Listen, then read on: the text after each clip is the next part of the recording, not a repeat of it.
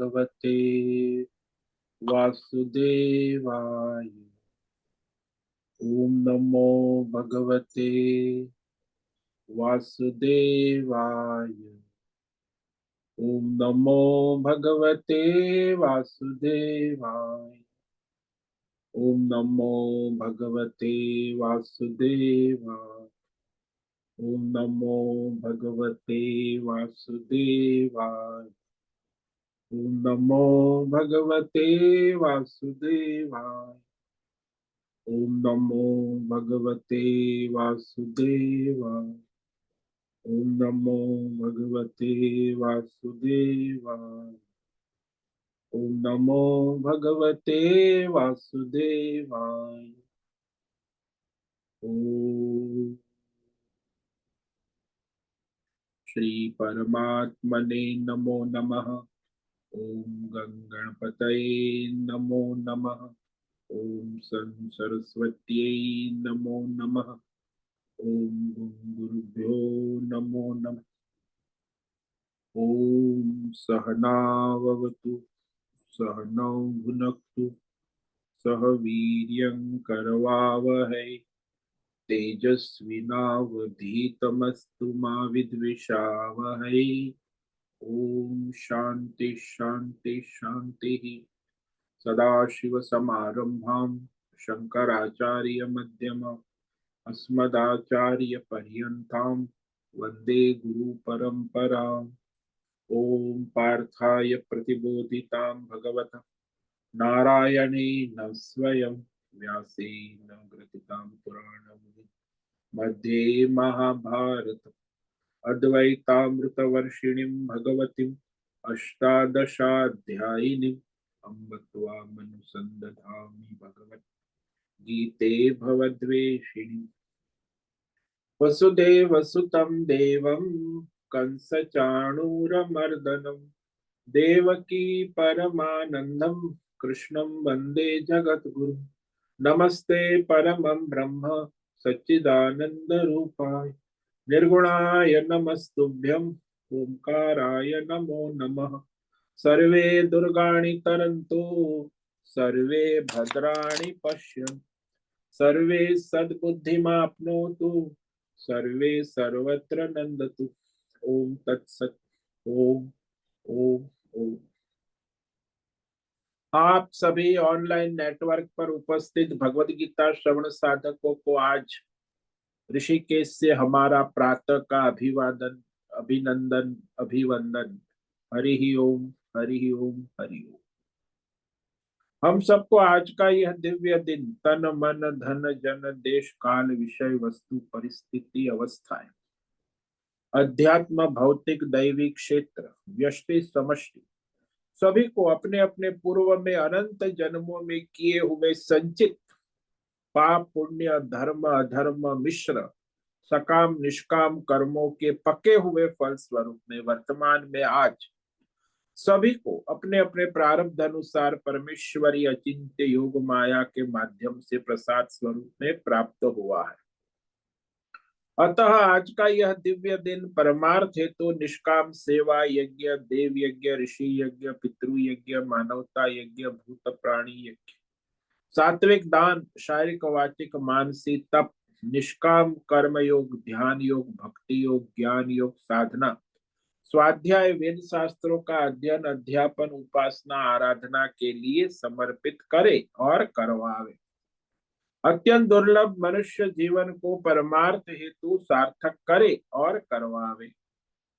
आज विक्रम संवत 2081 पौष मास कृष्ण पक्ष की सप्तमी तिथि है। ये 12:39 तक है। उसके बाद अष्टमी तिथि लग जाती। आज है चित्रा नक्षत्र रात्रि 11:35 तक है। उसके बाद स्वाति नक्षत्र लग जाता है। आज है सोमवार। भोलेनाथ हर हर महादेव भगवान की आराधना सुभाषना का दिन है और शिशिर ऋतु चल रही है। यहाँ ऋषिकेश का रात्रि का न्यूनतम तापमान 7 डिग्री रहा और दिन का अधिकतम तापमान 21 डिग्री। वायु की गति 5-10 किलोमीटर प्रति घंटा चल रही। ईस्वी सन 2025, 20 जनवरी, 20 जनवरी 2025। सुबह के 6:45 बज चुके हैं। कलयुग का प्रथम चरण, 5125वां वर्ष, 7वां वैवस्वत मनवंतर श्वेत वराह कल्प, ब्रह्मा जी का 26वां दिन और 51वां वर्ष चल रहा है। तो ऐसे अनंत कोटि ब्रह्मा और ब्रह्मांडीय परमेश्वरी अचिंत्य योग माया में हमारा यह एक ब्रह्मांड, इस ब्रह्मांड में ये पृथ्वी लोक में, समुद्र के ऊपर जम्बू द्वीप में, विश्व का एकमात्र वैदिक राष्ट्र भारत में, उत्तर हिमालय प्रांत में, उत्तराखंड राज्य में, टिहरी जिले, हिमालयन शिवालिक पर्वतमाला के अंतर्गत मणिकुट पर्वत के ऊपर नीलकंठ महादेव के सामने, ऋषिकेश नगरी में, मुनि की रेती प्रांत में, शीशम जाड़ी औदुदबाड़ा आश्रम के सी ब्लॉक के पहले माले से 5 नंबर कमरे से, गंगा किनारे से, हम स्वामी उत्तमानंद सरस्वती भगवद गीता के आचार्य शिष्य स्वामी चिन्मयानंद सरस्वती महाराज, चिन्मय मिशन, कपिलाद्वैत वेद व्यास भगवदपाद शंकराचार्य की श्रृंगेरी संन्यास परंपरा से शिक्षित दीक्षित, सनातन वैदिक भारतीय हिंदू धर्म अनुसार संपूर्ण भगवद गीता ज्ञान यज्ञ ऑनलाइन चैतन्यमय जीवन लाइव प्रसारण के अंतर्गत व्याख्यान माला में अध्याय 10 विभूति योग के श्लोक नंबर 6 पर संस्कृत एवं हिंदी में व्याख्यान।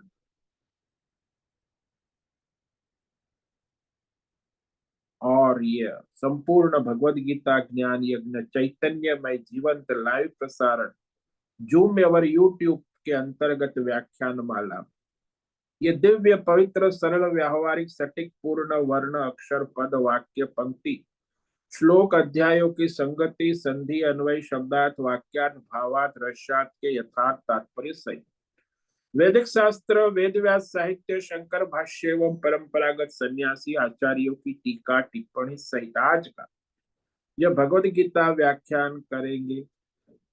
कृपया आप सभी श्रद्धा भक्ति ध्यान से परिपूर्ण होकर के यह दिव्य श्रवण साधना करें। इसमें से कुछ ग्रहण करे, कुछ धारण करे, कुछ अपने जीवन में चरितार्थ करे और उसमें निरंतरता, अपनी अपनी आध्यात्मिक भौतिक दैवी अशांति द्वंद्व मोह विक्षेपों से रहित होकर के अपने अपने शरीर इंद्रिय मन वचन कर्म बुद्धि से एक रूप एकाग्र होकर के शुद्ध सात्विक सूक्ष्म भगवत विवेक बुद्धि करें। वेद शास्त्र आचार्य परंपरा अनुसार विवेक करे और करवावे। ओम तत्सत। ओम ओम ओम। तो हम श्रीमद् भगवद गीता अध्याय 10 विभूति योग के श्लोक नंबर 4 और 5 पर विवेक विचार कर रहे थे, जिसमें भगवान ने अपनी दिव्य सूक्ष्म वृत्त्यात्मक विभूतियों का निरूपण। ये सब भगवान की विभूति है, जो भगवान ने स्वयं कहा ये सब उत्पन्न होते हैं मुझसे ही उत्पन्न होते हैं, मुझ में ही रहते हैं और मुझ में ही समा जाते। तो 20 प्रकार की विभूति भगवान ने, बुद्धि ज्ञानम सम्मोह क्षमा सत्यम दम शमः सुखम दुखम भवो भावो भयम च भयमेव च अहिंसा समता तुष्टि तपोदानम यशो यशः भवन्ति भावा भूतानां मत्तएव पृथक विधाः। भगवान कहते हैं भिन्न भिन्न भाव है, वृत्ति है जो अंतकरण में स्फुरित होती है, उस सब जीवों के उनके संचित कर्मों के अनुसार भगवान के द्वारा ही स्फुरित हो। जैसे कलाकार पात्र में अनेक प्रकार की वृत्तियों को उत्पन्न करता है, प्रवृत्तियों को, उसी अनुसार भगवान भी उसके जीवात्मा के संचित कर्म के अनुसार वहां कलाकार के स्क्रिप्ट के अनुसार पात्र, जो कलाकार है उस स्क्रिप्ट के अनुसार पात्र करता है। वैसे ही भगवान भी, सब जीव की अपनी अपनी स्क्रिप्ट है, संचित कर्म है। उस संचित कर्म के अनुसार वर्तमान में प्रारब्ध रूप में उसमें वो वृत्तियां उत्पन्न होती है, वो भगवान से ही होती। तो उसमें है बुद्धि, निश्चय करने की शक्ति, ज्ञानम यथार्थ विवेक ज्ञान। वैसे ज्ञान जो है संसार में तीन प्रकार का। एक यथार्थ ज्ञान होता है शास्त्र के अनुसार, दूसरा जो है संशयात्मक ज्ञान, और तीसरा जो है विरोधाभास विपर्य। तो ज्ञान में विरोधाभास दिख, तो ये सारा भगवान कहते वो कोई संशय विरोधाभास वाला नहीं। ये यथार्थ ज्ञान जो है वो भगवान की विभूति। मोह का अभाव, अहम ममर रहित जो वृत्ति है वो भगवान की विभूति। क्षमा, ये भी भगवान की दिव्य सगुण साकार सूक्ष्म विभूतियां। सत्यम, मन वचन कर्म से एक, और जैसा देखा है वैसा सुना, यथार्थ वाणी सत्यम। दमः, 10 इंद्रियों का धर्म शास्त्र अनुसार संयमन नियमन। शम, मन का शास्त्र अनुसार धर्म अनुसार संयमन नियम। सुखम दुखम, ये भी वृत्ति अपने कर्म के अनुसार आती है, वो भी भगवान के द्वारा ही प्रकट होती है। भव अभव, उत्पत्ति और लय, भय और अभय, ये भी सारी वृत्तियां भगवान से। अहिंसा, समता, मन वचन कर्म से किसी प्रकार की भी हिंसा न करना किसी भी प्राणी की, और समता, हर हाल में समता रखना, द्वंद्व रहित भगवत भाव बनाए रखना, द्वंद्व से विचलित ना होना, और संतुष्टि, सारी जो प्रारब्ध के अनुसार जो कोई ईश्वर ने जो कुछ दिया है उसमें संतुष्टि। और तप, शारीरिक वाचिक मानसिक तप, और दान, सात्विक दान। धर्म और अधर्म, यश, यश धर्म से यश होता है, अधर्म से अपयश होता है। तो अपकीर्ति कहो, कीर्ति अपकीर्ति, यश अपयश, धर्म अधर्म, ये सारी जो जीवात्मा भूता नाम, सभी जीवों के अंदर जो वृत्तियां उत्पन्न होती अंतकरण में, नाना प्रकार भावा यानी अंतकरण की वृत्तियां, सात्विक राजसी तामसी, भगवान कहते मुझसे ही होती है, भवंती मत। भगवान उत्पन्न करते लेकिन उसके कर्मों के अनुसार, संचित कर्मों के अनुसार सारी वृत्तियां उत्पन्न होती है। तो इस तरह कहने के बाद अब भगवान जो है अपनी ये संसार के सर्जन की जो विभूति है वह भगवान कहने जा रहे आगे जो श्लोक नंबर 6 में। तो बाहर जो संसार की उत्पत्ति और उसका रहस्य, और भगवान उसका कहते हैं कि संसार में जो भी है वो सब भगवान की विभूति ही है। भगवान के संकल्प से इस संसार की उत्पत्ति हुई है, और संकल्प से टिकी है, और संकल्प से उसका लय होता है, पुनः उत्पन्न होती है। तो उसमें जो निमित्त कारण है वो बता रहे भगवान कि वो कौन कौन निमित्त बनते, किस प्रकार सृष्टि का सर्जन होता है, सबकी उत्पत्ति।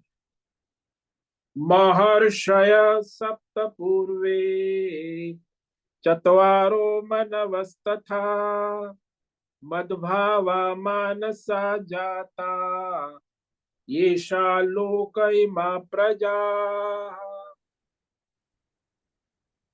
तो ये 7 ऋषि, सप्तर्ष महर्षय, चत्वार मनु, मनु, और स्वयंभू 14 मनव, मद भावा, मेरे संकल्प से उत्पन्न होते। मद भावा यानी भगवान की दिव्य शक्ति माया ईश्वरीय संकल्प से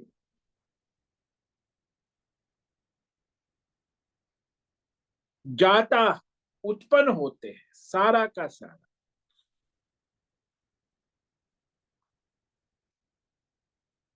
तो जिनको संसार जो है उसके द्वारा निमित्त बनकर उत्पन्न होता है, तो ये सारा संसार जो है ये इनका ही प्रजा है, संतान है। ये माँ प्रजा, संपूर्ण प्रजा जिनकी है संसार, वो ये 7 ऋषि और 4 मनवह। तो संसार में ये जो सृष्टि फैली हुई है, प्रजा जिसको कहते संतति संतान, उसका प्रारंभ कहाँ से हुआ?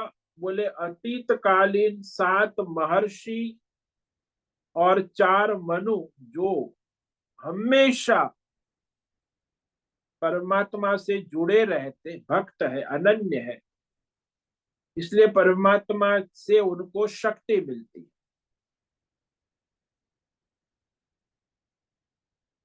परमात्मा उनको जो शक्ति देते, उनके द्वारा ये सृष्टि का सर्जन होता है। हालांकि परमात्मा की मानसी सृष्टि है। मानसी सृष्टि यानी मानस ईश्वरीय सभी संकल्प से उत्पन्न होती।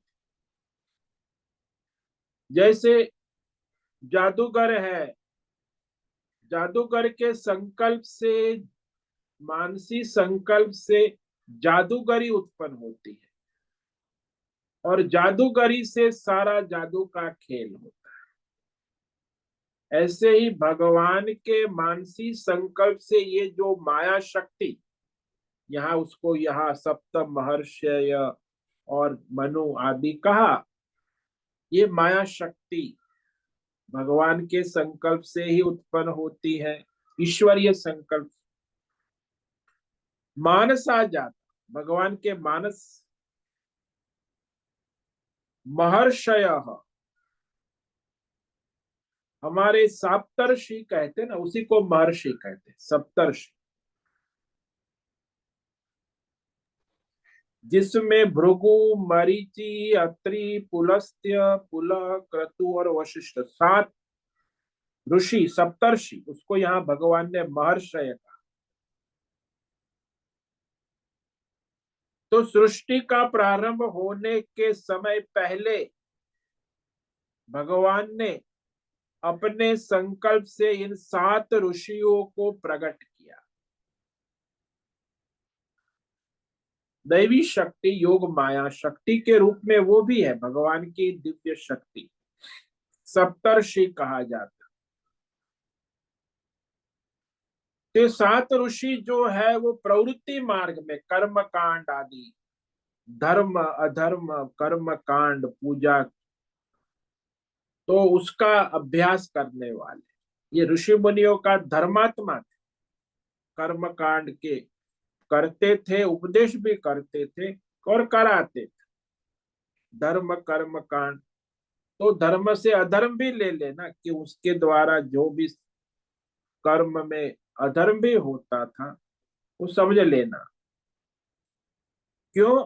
क्योंकि अधर्म और धर्म का विषय जो है वो वेद शास्त्र है, कोई मानवीय नहीं है। धर्म की व्याख्या वेद कहता है कि भाई क्या क्या करना चाहिए और क्या क्या नहीं करना चाहिए। जो अधर्म है उसमें क्या क्या नहीं करना चाहिए, और धर्म है उसमें क्या क्या करना चाहिए। जैसे वेद कहता है कि सुबह ब्रह्म मुहूर्त में उठ के स्नान कर लेना चाहिए, और सूर्योदय के बाद स्नान नहीं करना चाहिए, वो आसुरी स्नान है। तो क्या करना चाहिए? क्या ये धर्म हो गया? 4 बजे उठ के स्नान करना धर्म हो गया, और 8 बजे सूर्योदय के बाद स्नान करना अधर्म हो गया। स्नान तो किया आपने, लेकिन एक धर्म कार्य हो गया, दूसरा अधर्म हो गया। ऐसे ही शास्त्र जो कहता है उसी से हमें पता चलता है कि धर्म क्या है, अधर्म क्या करना चाहिए, क्या नहीं करना चाहिए। कोई व्यक्ति या कोई संस्था या कोई समाज या कोई सरकार नहीं कह सकती, भगवान ही कहे। धर्म का प्रमाण भगवान के वेद शास्त्र है, भगवान ने कहे हुए वेद। तो वेद शास्त्र ही धर्म अधर्म का विवेक कराता है। तो ये भी इन्होंने बतलाया, सप्त ऋषियों ने हमें वेद शास्त्र बतलाया,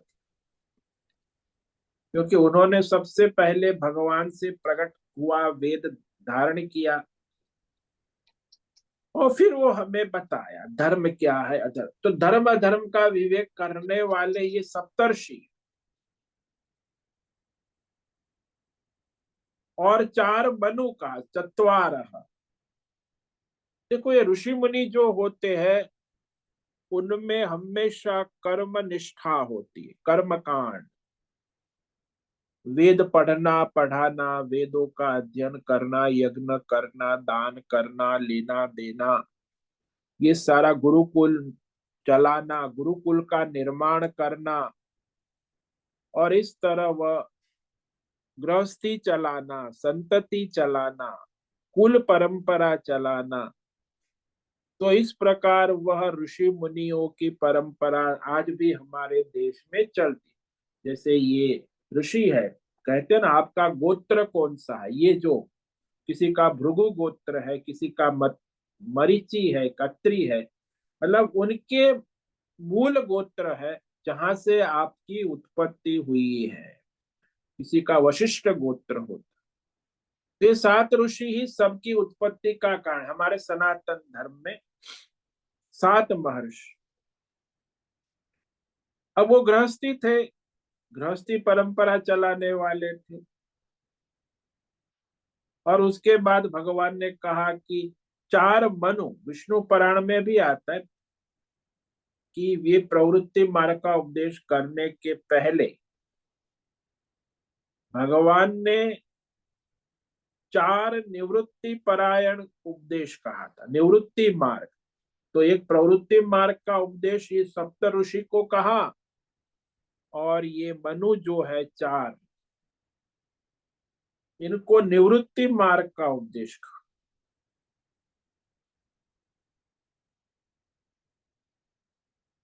तो यहाँ निवृत्ति मार्ग में जो कहा जाता है चार मनु, वो है सनक, सनंदन, सनत कुमार। चारों निवृत्ति मार्ग का उपदेश भगवान शंकर ने किया, दक्षिणामूर्ति। प्रवृत्ति मार्ग का उपदेश करने वाले भी भगवान है, निवृत्ति मार्ग का उपदेश करने वाले भी परमात्मा भगवान। इसीलिए कुछ आचार्यों ने ऐसा अर्थ किया है कि प्रवृत्ति मार्ग के प्रवर्तक सप्त ऋषि से पहले चार कुमारों को उत्पन्न किया और उनको मनु से उत्पन्न किया, मनव। तो मनु चार क्यों है? क्योंकि आचार्य कहते हैं कि चार प्रधान मनु, वैसे तो 14 मनु कहते हैं, लेकिन यहाँ चार प्रधान भगवान ने लिए हैं, बाकी जो 14 है वो गौण है।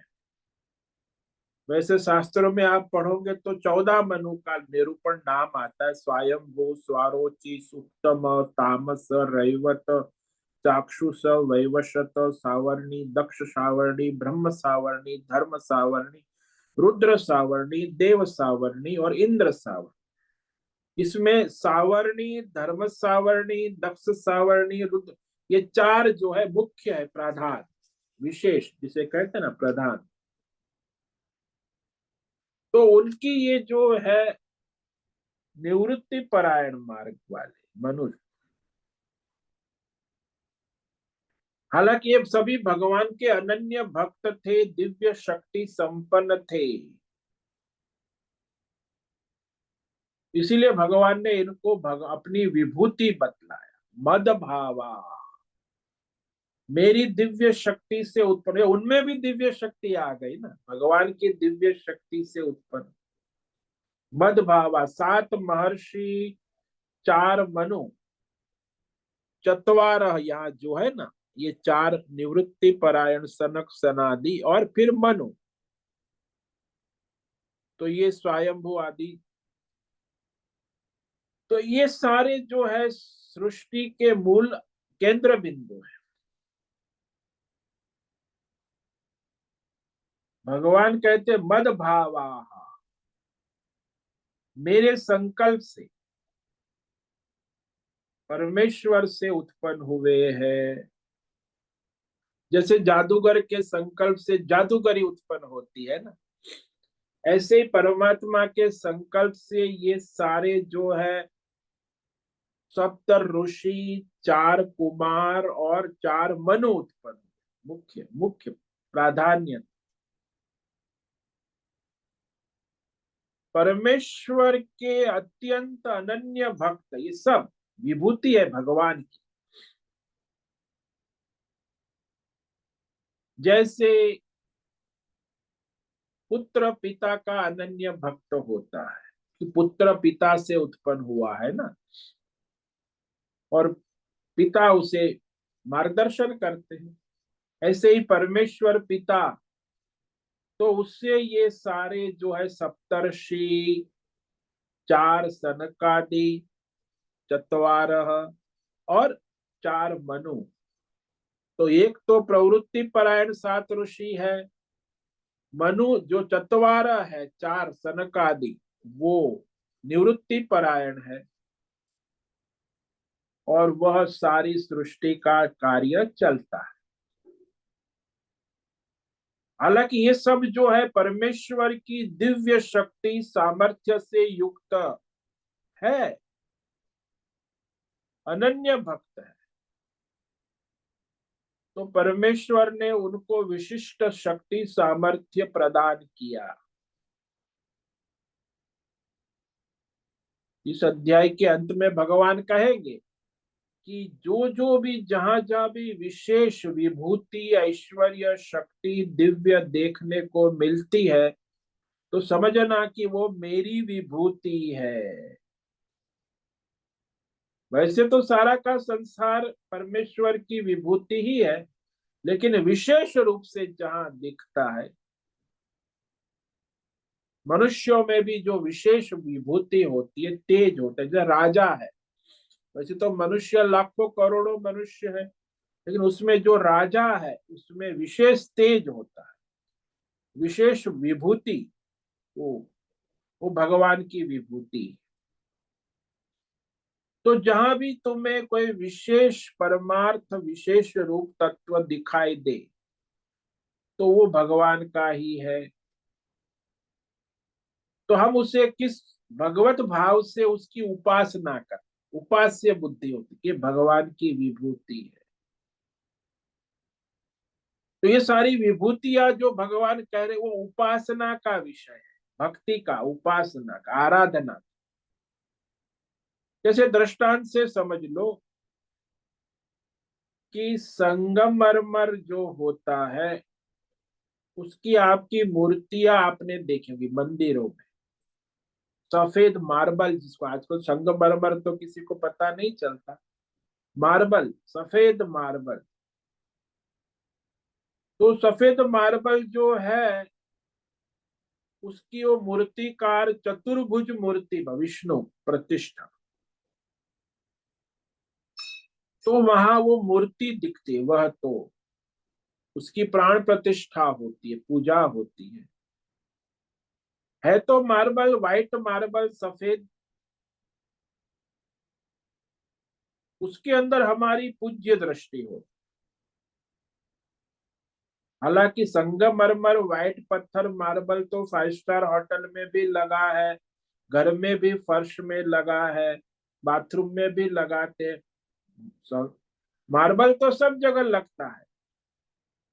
मूर्ति का मार्बल और फर्श का मार्बल, दोनों में फर्क, दोनों पत्थर है। परंतु जो शंख चक्र गदा पद्मधारी विष्णु भगवान की प्राण प्रतिष्ठित मूर्ति है, उसको हम पूजा करते हैं, पूजनीय कहते, नमस्कार करते, दंडवत करते, प्रदक्षिणा करते, आराधना।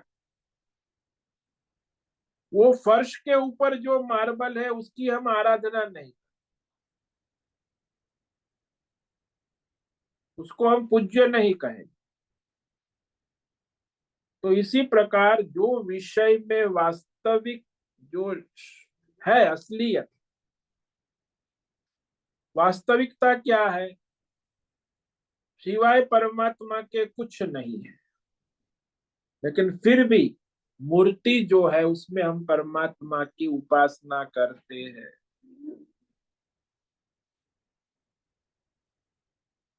और जो फर्श में मार्बल है उसको हम परमात्मा रोके, वो भी परमात्मा ही है, लेकिन हमारे उसमें पूज्य भाव नहीं आता। ये मार्बल भी वही है, वो मार्बल भगवान की मूर्ति।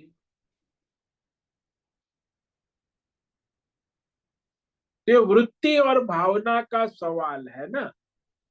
जैसे हम राम को पूजनीय समझते हैं, राम की पूजा करते हैं, और रावण को पूजनीय नहीं समझते, लेकिन दोनों परमात्मा है।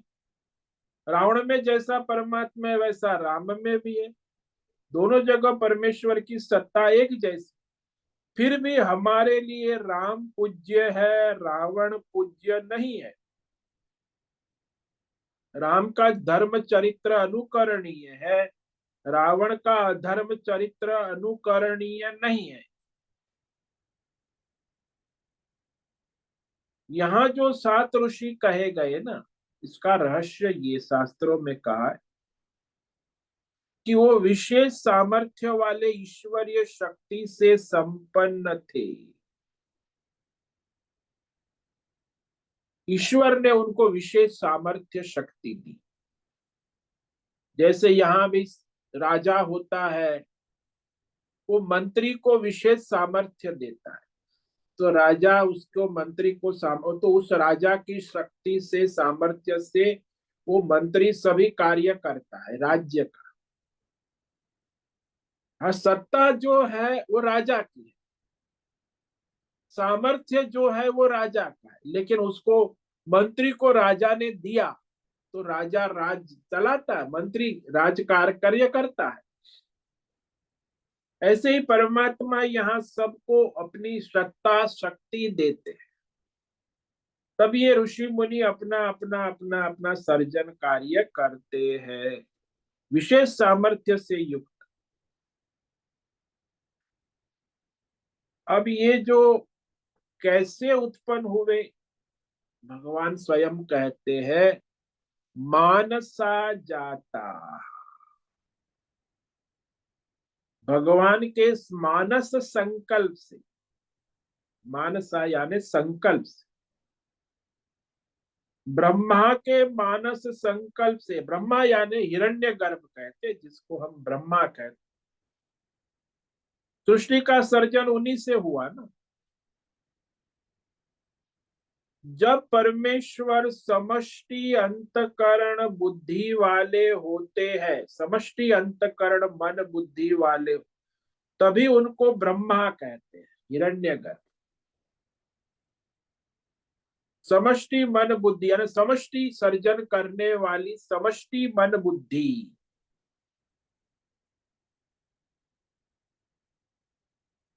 जैसे हम जाग रहे हैं कि हम सपना देखते हैं, कि हम गहरी नींद में चले जाते हैं, तीन अवस्था हम अनुभव करते हैं। जागृत अवस्था में हम जाग रहे हैं, स्वप्न अवस्था में हम स्वप्न देख रहे हैं, और सुषुप्ति अवस्था में हम गहरी नींद में सोए रहते हैं। तो व्यक्तिगत रूप से जब हम जागृत अवस्था में होते हैं, जीव जीव तो वही है, जागृत स्वप्न सुषुप्ति, लेकिन जब व्यक्तिगत रूप से जागृत अवस्था में जीव रूप में हमारा नाम विश्व कहा जाता है, जागृत अवस्था का जीव। जब हम स्वप्न अवस्था में होते हैं तो स्वप्न अवस्था का हमारा जीव है उसे तेजस कहते शास्त्र। स्वप्न अवस्था का जीव तेजस। और जब जीव गहरी नींद सुषुप्ति में हो जाता है तो सुषुप्ति में जो जीव है उसे प्राज्ञ कहते है। तो एक ही जीव लेकिन तीन अलग अलग उपाधि है ना। जागृत उपाधि से विश्व है, स्वप्न उपाधि से तेजस है, और सुषुप्ति उपाधि से जीव प्राज्ञ कहा है। लौकिक व्यवहार में आप देखो कि कोई मनुष्य जब अपने घर में होता है तो माँ उसे बबुआ बुला, अरे बेटे। तो घर में वो बेटा है। फिर वो घर से ऑफिस जाता है, काम धंधे जाता है, तो वहां ऑफिस में बड़ा साहब, बड़े पद पर साहब कहा जाता है कि साहब आ गए। वो अपनी कुर्सी पर ऑफिस में बैठता है तो वहां वो बबुआ नहीं, अपनी माँ का बाप का बेटा नहीं, वो साहब है। घर में आता है तो पिता होता है लेकिन वहां साहब बने। व्यवहार जहां जैसा होता है वही हो। फिर वहां से वो कभी अपने कार्य के लिए, कहीं विशेष कार्य के लिए जाता है तो वहां वो सेवक हो जाता है। उपाधि बदल गई। तो भाई आश्रम में सेवा कर रहा है तो सेवक हो गया, ऑफिस में कार्य कर रहा है तो साहब हो गया, ये देखो नाम। घर में आ गया तो बेटा हो गया, बबुआ हो गया, माँ बाप का बबुआ, बेटा। अब ये व्यवहार के अनुसार जो है उसका नाम बदलता है। व्यवहार जहां जैसा होता है उसके अनुसार नाम हो जाता है। ऐसे ही जीव के तीन नाम है शास्त्र में। जो जागृत अवस्था में व्यवहार करता है वह जीव विश्व कहलाता है। जो स्वप्न अवस्था का व्यवहार करता है उस जीव को तेजस कहते हैं। और जो सुषुप्ति अवस्था में व्यवहार करता है सुआ, वो प्राज्ञ कहा जाता है। तो जीवात्मा के तीन नाम हो गए, जागृत, स्वप्न, सुषुप्ति के अनुसार विश्व, तेजस और प्राज्ञ। और यहाँ किसी एक के ये विशेष नाम नहीं, एक ही जीवात्मा है लेकिन उपाधि के कारण तीन अलग उपाधि है। इसीलिए जैसे ही वो जगा हुआ होगा तो जागृत जीव हो गया, जीव विश्व। स्वप्न देखने वाला जब हो गया तो तेजस जीव हो गया। और सुषुप्ति में चला गया, गहरी नींद में, तो वो जीव प्राज्ञ हो गया। इसलिए जब जीव को हम विश्व कहते हैं तो जागृत अवस्था वाला जीव है, जागृत जगत का अनुभव कर। स्वप्न अवस्था में वो तेजस कहा जाता और सुषुप्ति में वह प्राज्ञ कहा जाता। जैसे जीव के, व्यष्टि जीव के तीन नाम है ना, वैसे समष्टि ईश्वर के भी तीन नाम है। विराट जागृत अवस्था समष्टि ईश्वर, हिरण्यगर्भ स्वप्न अवस्था समष्टि ईश्वर, और ईश्वर सुषुप्ति अवस्था समष्टि ईश्वर, तीन नाम। समष्टि जागृत वाले परमेश्वर को विराट कहते हैं, समष्टि। इसे वैश्वानर भी कहते, शब्द नाम विराट हो गया, सारे स्थूल शरीर वाला। समष्टि सारी स्थूल सृष्टि उसका शरीर है, समष्टि शरीर। सारी जागृत अवस्थाओं का वह वैसा ही अनुभव करता है जैसा हम हमारे जागृत अवस्था का अनुभव कर। वो समष्टि ईश्वर। फर्क इतना है कि हम जागृत अवस्था के अंदर एक मनुष्य शरीर मात्र में मैं समझते हैं, और वह जो है सारे समष्टि को समष्टि मैं समझते हैं। हमारा मैं और उसका मैं, उसमें फर्क इतना है, हमारा मैं समष्टि है और वो हिरण्यगर्भ ब्रह्मा का मैं समष्टि। दोनों व्यष्टि समष्टि मैं। तो समष्टि मैं ही ईश्वर कहा जाता है। इसी प्रकार जब समष्टि स्वप्न के ईश्वर परमेश्वर के लिए, तो समष्टि जो सूक्ष्म शरीर अभिमानी परमेश्वर है उसे हिरण्यगर्भ कहते हैं, ब्रह्मा कहते हैं। समष्टि सूक्ष्म शरीर का अभिमान रखने वाले, जैसे व्यष्टि जीव का अभिमान रखने वाले को तेजस कहते, कि व्यष्टि स्वप्न अभिमानी जीव को तेजस कहते, स्वमष्टि सूक्ष्म शरीर अभिमानी को हिरण्यगर्भ कहते। तो वो दोनों जो है, एक है व्यष्टि और दूसरा है समष्टि। तो यहाँ समष्टि की बात चल रही है। स्वप्न के अंदर जैसे मन ही सब विषयों को बनाता है, वैसे समष्टि ईश्वर की सृष्टि को भी मानस कहा, मानसा जाता। ब्रह्मा जी की ये मानस सृष्टि, हिरण्यगर्भ कहो ब्रह्मा जी। तो ब्रह्मा की अवस्था में समष्टि मन उपाधि मानस, जैसे हम स्वप्न के अंदर देवदत्त का निर्माण करते, मैं देवदत्त हूं स्वप्न के अंदर। और स्वप्न में जब हम देखते हैं कि स्वप्न में दिखा हुआ जो देवदत्त है उसको किसने बनाया? स्वप्न का देवदत्त हमने बनाया। वो किसी गर्भ से जन्म हुआ क्या उसका? वो तो सीधा आपको दिखता है। और वो कैसे उत्पन्न हुआ? स्वप्न का देवदत्त। 20 साल का युवा मनुष्य सामने खड़ा हो गया स्वप्न में। न तो किसी से पेट से पैदा हुआ, न कभी वो बच्चा था, न उसने आपको पहले कभी। वो तो सीधा स्वप्न पुरुष मानस आपके मन से उत्पन्न हो गया। स्वप्न में जो संसार भी, समष्टि संसार व्यष्टि संसार मानस, तो जैसे स्वप्न में देवदत्त उत्पन्न हो गया, मन से हुआ, भौतिक तो है नहीं। इसी प्रकार यहाँ ये जो सारे के सारे ऋषि मुनि, ये देवता, ये मनु, ये सब भगवान की मानस से उत्पन्न हुए। भगवान से पेट से उत्पन्न नहीं हो गए। ऋषियों की उत्पत्ति मानस पुत्र कहे जाते। तो यह कहीं कह सकते हैं कि उत्पन्न हुआ उसमें माँ बाप जरूर होंगे।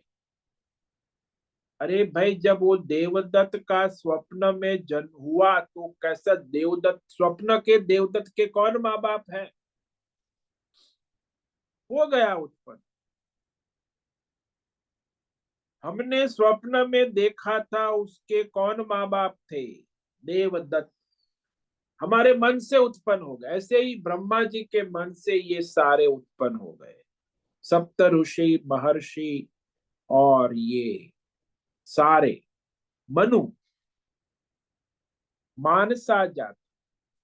ये मानस सृष्टि भगवान की, इसको स्पष्ट भगवान कहते मद भावा मानसा जाता। ये परमात्मा की मानसी सृष्टि, यानी मानसी संकल्प से उत्पन्न हुए ये सारे ऋषि मुनि और मनु है। जैसे जादूगर के संकल्प से जादूगरी उत्पन्न हो गई और जादूगरी से जादू के खेल हो गए। ऐसे ही भगवान के मानसी संकल्प से ये सारे ऋषि, महर्षि और मनु उत्पन्न हो गए, और फिर इनकी ये सारी संसार सृष्टि उत्पन्न हो गई। तो ये जादूगरी है, भगवान की विभूति। अब विभूति कह रहे हैं ना भगवान कि ये सप्त ऋषि मेरी विभूति है, चार महर्षि मेरी विभूति है, निवृत्ति परायण है, और ये जो मनु है वो भी मेरी विभूति है, जिसकी ये सारी सृष्टि है। येषा लोक इमा प्रजा, ये सारी प्रजा इन्हीं के निमित्त से बनी हुई।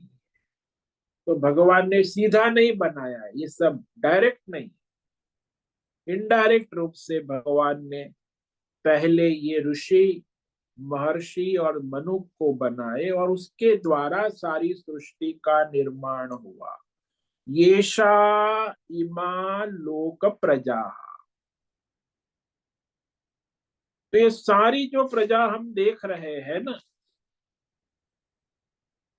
ये उस परमात्मा से ही उत्पन्न हुई, लेकिन डायरेक्टली नहीं, इस माध्यम से। तो इस पर हम कल और विचार विवेक करेंगे कि कैसे परमात्मा के माध्यम से नहीं, लेकिन इस ऋषियों के माध्यम से सृष्टि का सर्जन कैसे हुआ। तो आज हमने ये श्लोक प्रारंभ किया है, इसे संक्षेप में फिर से देख लेते हैं। महर्षय सप्त पूर्वे चत्वारो मनवस्तथा मद्भावा मानसा जाता येषा लोके इमा प्रजा। तो सप्तर्षि जो कहे गए हैं ना, वो हमारे शास्त्रों में भृगु, मरीचि, अत्रि, पुलत्स्य, पुलह, क्रतु और वशिष्ठ, सात ऋषि। और महर्षि चत्वार, ये है निवृत्ति प्रवृत्ति मार्ग और निवृत्ति मार्ग के दो सूत्रधार है। ये सात ऋषि प्रवृत्ति मार्ग, कर्म कांड आदि, धर्म अधर्म की। और ये जो दूसरे चार महर्षि है, सनक, सनंदन, सनत कुमार, ये निवृत्ति मार्ग के उपदेशक। तो निवृत्ति मार्ग का उपदेश भी किया। सृष्टि में दो प्रकार के, प्रवृत्ति मार्गी और निवृत्ति मार्ग। जैसे गृहस्थ है वो प्रवृत्ति मार्ग ही है, और सन्यासी है, वानप्रस्थी है, ये निवृत्ति मार्ग है। ब्रह्मचारी और गृहस्थी प्रवृत्ति मार्ग, और वानप्रस्थी और सन्यासी निवृत्ति मार्ग। दुनिया में भी कहते हैं रिटायर्ड हो गया, अभी निवृत्ति मार्ग। तो क्या करना है, उसका कर्तव्य क्या है ये भी, और प्रवृत्ति मार्ग में कर्तव्य क्या है ये भी। तो इस तरह ये कहा। और मनु जो है, वैसे 14 मनु है, मुख्य चार गिने। तो 14 मनु में स्वयंभू, स्वारोचि, सुत्तम, तामस, रैवत, चाक्षुष, वैवस्वत, सावर्णी, दक्ष सावर्णी, ब्रह्म सावर्णी, धर्म सावर्णी, रुद्र सावर्णी, देव सावर्णी और इंद्र। ये सारे जो मनु है सृष्टि के सर्जक, जिसके द्वारा ये सारा जो 84 लाख प्रकार के जीव उत्पन्न हुए हैं ना, ये सब उसी के माध्यम से उत्पन्न हुए हैं। भिन्न भिन्न प्रकार की जो सृष्टि है ना, तो इस पर हम कल विचार करेंगे। ओम नमो नारायणाय, ओम नमो नारायणाय, ओम नमो नारायणाय, ओम नमो नारायणाय, ओम नमो नारायणाय। कायेन वाचा मनसेन्द्रियेण बुद्ध्यात्मना वा प्रकृते स्वभाव करोमि यद्यत् सकलं परस्मै नारायणायेति समर्पयामि।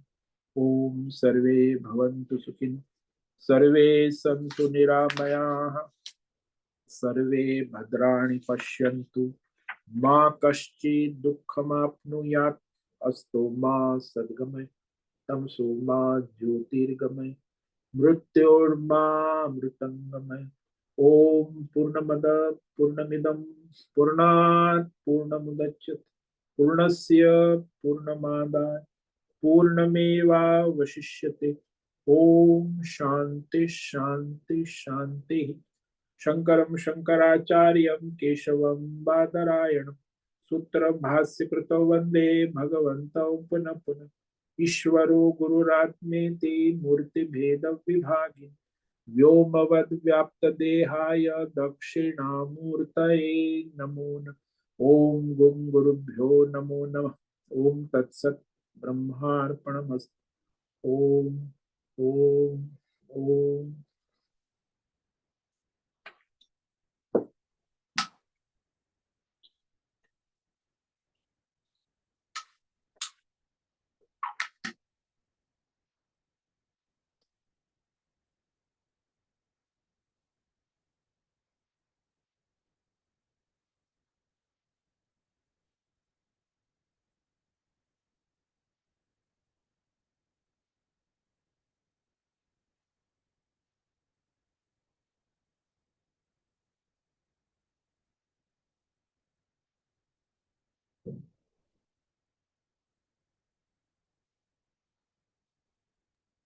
ओम नमो नारायणाय स्वामी जी। हाँ बोलो मीरा। स्वामी जी, भगवान ने अभी बताया कि 7 ऋषि महर्षि और 4 सनक आदि और 14 मनु, हाँ जी। इन सबसे मनुष्य ही पैदा हुए थे। नहीं नहीं, सारी सृष्टि सभी। तो अलग अलग कुछ है उनमें, जो महर्षि से पैदा हुए, जो मनु से पैदा हुए, इसमें अलग अलग कुछ क्वालिटीज अलग थे क्या? कुछ क्या है?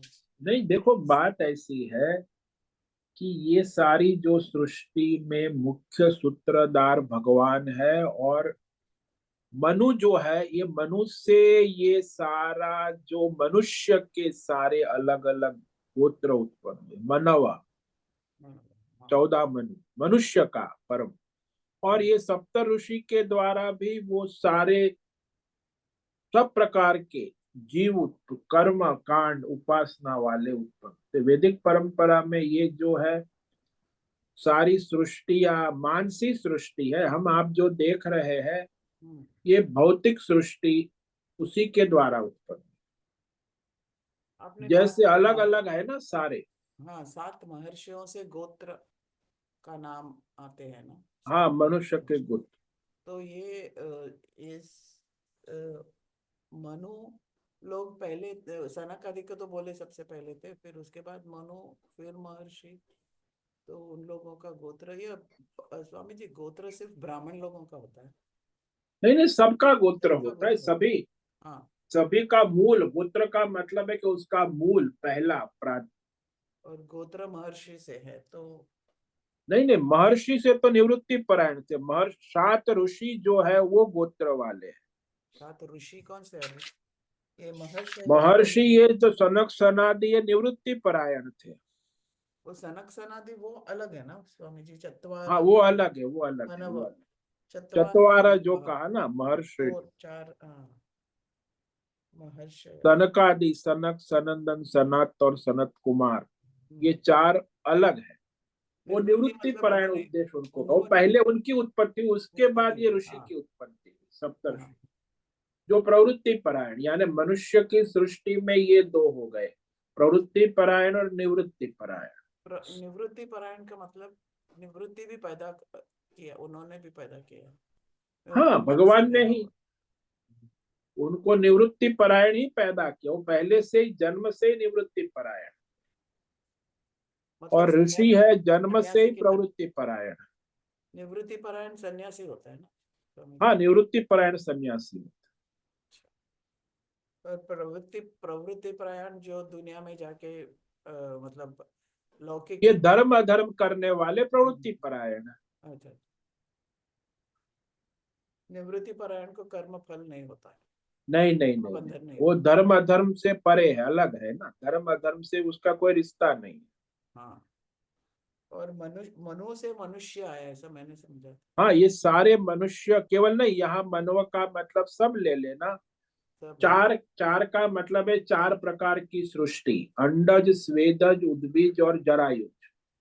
हम्म तो ये सबसे पहले ये जो वृक्ष आदि उत्पन्न हुए उसे उद्बीज कहते हैं। हम्म फिर दूसरी सृष्टि जो है वो स्वेदज, पसीने से उत्पन्न हुई। हम्म तीसरी सृष्टि है अंडे से उत्पन्न हुई। और चौथी गर्भ से उत्पन्न हुई। हम्म, तो 4 प्रकार के मुख्य मनु भगवान ने ले लिए कि ये अंडे से उत्पन्न होने वाले सारी सृष्टि, या गर्भ से मनुष्य आदि प्राणी सभी सृष्टि, या mammals। फिर बीज से उत्पन्न होने वाली सृष्टि, ये सभी सृष्टि और इस स्वेद स्वेद का एक एग्जांपल दीजिए ना स्वामी जी। स्वेदज यानी ये सब कीटाणु जो है ना वृक्ष में, आप देखते हो पसीने से उत्पन्न, आपके शरीर में पसीना है, जू होती है, हाँ हाँ। ये सब पसीने से उत्पन्न होने वाले बैक्टीरिया है, ये सब स्वेदज हम्म कीटाणु। हम्म, अच्छा। तो ये 4 प्रकार की सृष्टि जो है ना, ये 4 प्रकार के मनु, 4 जो कहे ना मुख्य, ये उसके हम्म बाद उसमें फिर बाइफर्केशन होता है। मुख्य तो 4 ही है हम्म। मनु, जो 4 प्रकार की सृष्टि उत्पन्न करते हैं। 14 में से 4 इम्पोर्टेंट अपने। हाँ हाँ, यानी 4 प्रकार के मनुष्य पैदा हुए थे कि अभी 100 मनुष्य है तो 25 इन्होंने 25 इन्होंने, ऐसा? नहीं नहीं नहीं नहीं, ऐसा नहीं है। ये मनुष्य सारी जो सृष्टि है 4 मनुओं के द्वारा गर्भ से उत्पन्न होने वाली सृष्टि, एक मनु से, बाकी जो स्वेद से बनने वाली स्वेद सृष्टि, बीज से उत्पन्न होने वाली बीज सृष्टि। तो इस तरह वृक्ष आदि और कीटाणु आदि और पक्षी अंडे से उत्पन्न होने वाले और गर्भ से, ये सारी 4 प्रकार की सृष्टि जो है उसका मूल जो है वो मनु है, उसी के द्वारा सृष्टि उत्पन्न होती मतलब पसीना रहेगा, नहाया नहीं तो उसमें से कीटाणु कुछ है। बनेंगे। हाँ हाँ, तो होना ही है। वृक्ष में भी होते, उसका वृक्ष का जो रस होता है ओह अच्छा अच्छा। उसमें भी कीटाणु होते। हम्म हम्म, हम्म। धन्यवाद स्वामी जी। ओम नमो ओम नारायण। ओम नमो नारायण।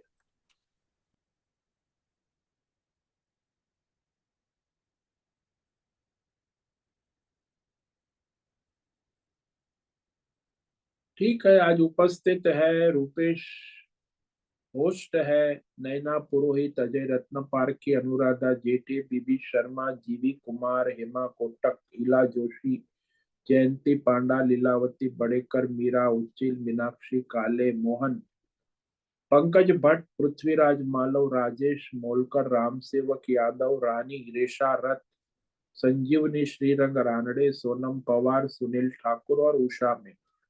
तो आज इतने साधक उपस्थित थे, सभी को आज का ओम नमो नारायणाय। ओम नमो नारायण नमो स्वामी। नारायण स्वामी ओम जी। नमो ओम नारायण। नमो नारायण स्वामी जी। सबको नमो ओम नमो, नारायणाय स्वामी जी। ओम नमो ओम नारायण, नमो नारायण स्वामी जी। ओम नमो नारायण। मुझसे निवेदन ओम है नमो आपका, नारायण। ओम, सबको ओम नमो नारायण। ओम नमो नारायण स्वामी। आज का ये दिव्य सत्संग हम यही पूर्ण करते हैं। सभी साधकों को ओम नमो नारायणाय। सभी साधकों को ओम नमो नारायण।